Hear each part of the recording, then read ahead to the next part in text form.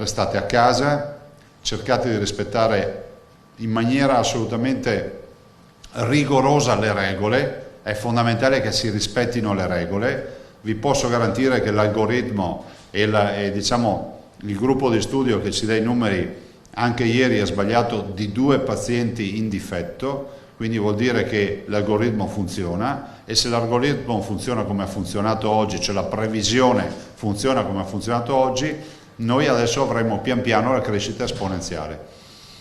Ci auguriamo che l'uomo sbagli in questa fase e vinca la sorte, vinca, come si può dire, il corso della storia che è quello della natura. Però siamo davanti a un virus temibile. Qualcuno dice: ma dicevate che non era così. Ci dicevano che non era così. Tutti si ricordano gli scienziati, i professoroni che andavano in TV, nei media, voi stessi li avete registrati, intervistati, che parlavano di virus, di una specie di influenza o robe del genere. La verità è che questo virus manda le persone in terapia intensiva, e in terapia intensiva, mi spiace di essere duro, ci vanno le persone per essere intubate, cioè vuol dire che una macchina respira per i polmoni, perché i polmoni non ce la fanno più a respirare, e quindi la macchina garantisce l'ossigeno al corpo in attesa che i polmoni si rimettano in buono, cioè si guariscano e tornino a dar vita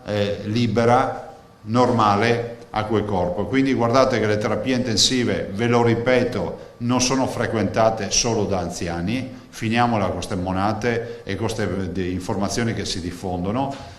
State in casa, evitate, vedo circolando in macchina, vedo a volte campetti dove vedo gruppi di ragazzi che vanno a giocare. Non fate queste cose, perché se pensate di essere invincibili non è così, e comunque anche se lo foste portate a casa il contagio alla mamma, al papà, al fratellino più piccolo, piuttosto che al nonno, alla nonna, e quindi penso che a tutti dobbiamo chiedere un grande atto di responsabilità. Abbiamo 60 ospedali, 68 ospedali, 54.000 dipendenti, abbiamo una squadra eccezionale di sanitari, di medici, infermieri, OS e tutto quello amministrativi e vari, e siamo abituati a erogare 60 milioni di prestazioni sanitarie, però oggi siamo preoccupati della velocità del contagio, quindi state a casa.